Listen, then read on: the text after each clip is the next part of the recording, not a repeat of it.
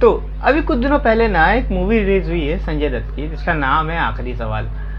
मतलब देखो, संजय दत्त का समझ नहीं आता है। मतलब आप कोई भी इंडस्ट्री उठा के देख लो, कोई भी बड़ी फिल्म आ रही होती है, उसमें कहीं ना कहीं वो बंदा दिखे जाता है। मतलब इतनी फिल्में अक्षय कुमार नहीं करते हैं आजकल जितनी फिल्में संजय दत्त कर रहे हैं। और कहाँ कहाँ नहीं यार, हर फिल्म में दिख जाते हैं वो।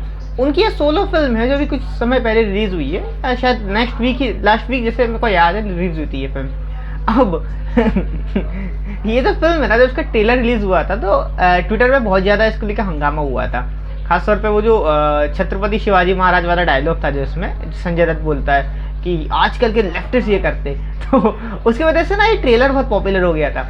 अभी जब फिल्म रिलीज हुई है ना, वैसे इसका ट्रेलर देख के समझ में आ रहा था कि फिल्म में कोई बहुत ज़्यादा नहीं है, मतलब मटेरियल जो आपको लगेगा बहुत है। मतलब ये मतलब कम बजट की फिल्म ही लग रही थी इसके ट्रेलर को देख के भी।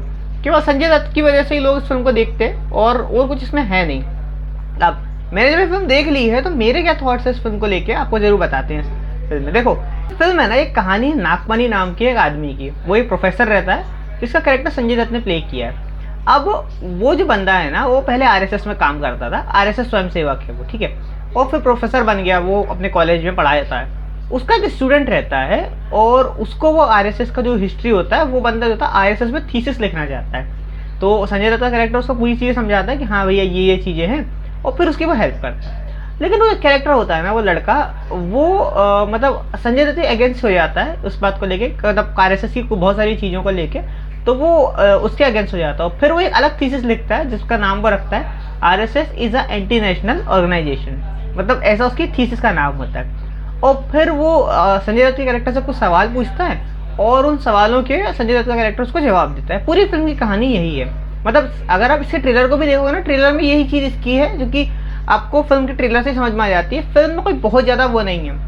अब जो 5 सवाल संजय दत्त का कैरेक्टर से पूछे जाते हैं उसके स्टूडेंट के लिए, वो जो चीज़ें हैं ना, उससे की ये पूरी कहानी है कि संजय दत्त का कैरेक्टर उसके क्या जवाब देगा।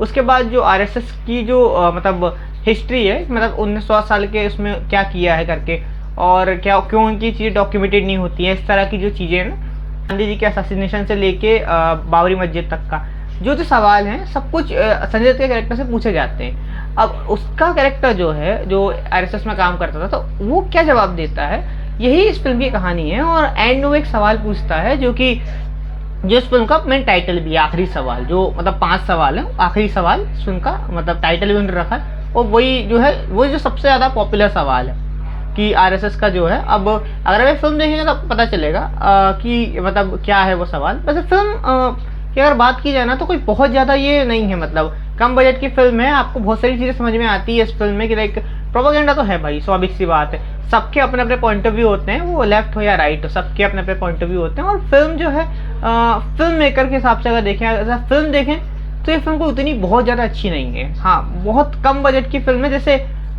ये राइट विंग फिल्म मेकर्स के साथ सबसे बड़ी समस्या ये है कि उनमें जो फिल्म मेकिंग आर्ट होती है ना, वो होती नहीं है। मतलब उतनी अच्छी सी, उतनी लाइक जिस तरह से ये लोग बनाते हैं ना, जैसे कि तमिल फिल्म मेकर्स बनाते हैं, या लेफ्टिक फिल्म मेकर्स जो होते हैं वो लोग बनाते हैं, जैसे वो लोग बनाते हैं ना, उस तरह की क्रिएटिविटी जो होती है ना फिल्मों में, राइट विंग फिल्म मेकर्स की तरफ से नहीं देखने को मिलती।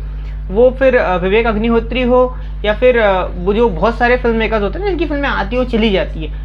आदित्य धर और वांगा जो है वो थोड़े अलग है। मतलब वांगा तो फिर भी कोई राइट विंग फिल्म मेकर नहीं है, ये जो है मतलब आदित्य धर ये राइट विंग फिल्म मेकर है। और वही है अकेला जिसको फिल्म मेकिंग आर्ट आती है कि भाई वो किस तरह से फिल्म बनाता है। विवेक अग्निहोत्री की भी केवल अगर कश्मीर फाइल देखें, या फिर उससे पहले उसने जो फिल्म बनाई थी ताशकंद फाइल्स, वो दोनों ही फिल्में अच्छी थी। बंगाल फाइल्स मैंने देखी थी, बंगाल फाइल्स उस लेवल की नहीं थी। तो ये बंगाल फाइल्स जितनी भी अच्छी नहीं है, मतलब बस आप देखोगे और भूल जाओगे इस फिल्म। कोई बहुत आइकॉनिक फिल्म नहीं है। और मैं बोलूँगा बहुत सारी चीज़ें हैं, जो कुछ सवाल हैं जो मतलब आरएसएस से पूछे जाते हैं, उसके वो जवाब देने की कोशिश है। मतलब बहुत सारी चीज़ें तो आपको देखते टाइम भी हंसी आ रही होती है। जैसे एक मज़ेदार आपको बात बताता हूँ, इस फिल्म में ना उन्होंने एआई वीडियो यूज़ किया है, जो कि जो इमरजेंसी का टाइम था ना, उस टाइम पे जो वहाँ के पॉलिटिशियंस थे, मतलब जिन्होंने भाषण दिए थे ना, वाजपेयी जी, या फिर जो कि बाबू जगजीवन राम, या उस तरह के जो पॉलिटिशियंस थे, उनके भाषण है कुछ। तो एक भाषण है, उसमें पूरा एआई वीडियो उन्होंने यूज़ किया है। मतलब वो कैरेक्टर एआई यूज़ किया है और वो बोलता रहता है। ऑडियंस का भी पूरा एआई यूज़ किया है वहाँ पर। बहुत ज़्यादा मतलब वो इतना बेकार लगता है ना भाई उस सीन में कि मतलब यार एक अच्छे एक्टर को ही हायर कर लेते, आपको दिक्कत नहीं थी, बट इतना एआई यूज करके उस पूरा कचरा कर दिया था उन्होंने वो। और वो समझ में आता कि बजट कम था, लेकिन फिर उन्होंने यूज किया उसको। और तो फिल्म में भी ना बहुत आपको कोई परफॉर्मेंसेस नहीं देखने को मिलती कि बहुत गजब परफॉर्मेंसेस है। संजय दत्त लगते हैं कि मतलब वो अधीरा हो या फिर वो फिर एसपी चौधरी असलम, हमेशा एक बिल्कुल ऐसा लुक देते हैं वो जैसे कि मतलब बहुत ज़्यादा सीरियस है और बीच में थोड़ी सी कॉमेडी कर देते हैं। मतलब जैसा उनका कैरेक्टर रहा है ना, मतलब संजय दत्त लगते हैं। मतलब वो कोई ऐसा नहीं लगता कि वो नागपनी जो कैरेक्टर है उसमें बिल्कुल खो जाते हैं। उनके कैरेक्टर का भी पास्ट है, और वो जो लड़का है जो उनके अगेंस्ट हो जाए, वो लड़के का उनके साथ क्या रिलेशन है वो भी एक है। मूवी के एंड में ट्विस्ट आता है ये, और फिर बहुत सारी चीज़ें हैं इसमें तो देखने को मिलती है। मूवी के स्टार्ट में आपको एक आदमी दिखाते हैं जो भाग रहा होता है और बहुत सारे लोग उसको मार देते हैं, मतलब पकड़ के, और वो दिखाते हैं कि ये केरला में वायलेंस हुआ है करके। मूवी के एंड में आपको पता चलता है कि वो कैरेक्टर कौन है और उस कैरेक्टर का बाकी जो मेन कैरेक्टर्स है उनसे क्या रिलेशन है, तो वो आपको बिल्कुल एंड में पता चलता है। और मूवी जो है, मूवी में बहुत सारी चीज़ें आपको देखने को मिलती है। जैसे इसमें फिल्म में एक कैरेक्टर है निवेदिता मेनन का, मतलब वो निवेदिता मेनन ही है, मतलब उसका सरनेम मेनन ही रखा है, दूसरा नाम अलग रखा है, फर्स्ट नेम अलग रखा है, सरनेम मेनन ही रखा है। और वो बिल्कुल वही कैरेक्टर है जिनका रोल पल्लवी जोशी ने किया था कश्मीर फाइल्स में। इसमें भी एक कैरेक्टर है, एक एक्ट्रेस है, उन्होंने रोल किया है, लेकिन जिस तरह से पल्लवी जोशी ने उस कैरेक्टर को प्ले किया था ना, उस लेवल का नहीं है, बस है वो कैरेक्टर।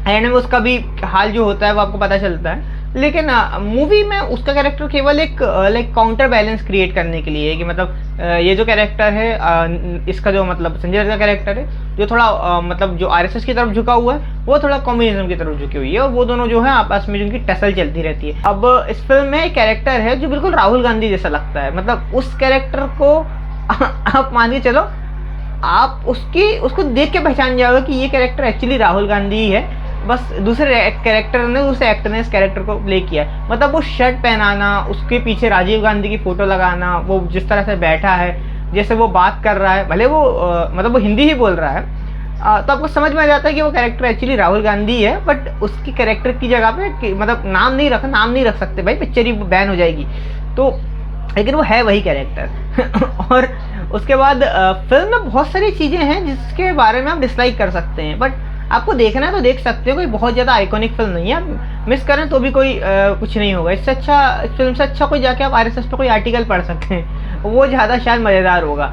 एज़ कम्पेयर टू ये फिल्म देखने। बस मैं तो कहूँगा कोई बहुत ढंग की फिल्म है नहीं है, आपको देखना है आप देख सकते हैं, नहीं तो कोई बात ही नहीं। वैसे भी राइट विंग फिल्म मेकर ढंग की फिल्में बनाते नहीं है जो आप बोले कि हम इसको शेयर करें, तो बेकार फिल्म है, नहीं पसंद आएंगे मुझे तो भाई।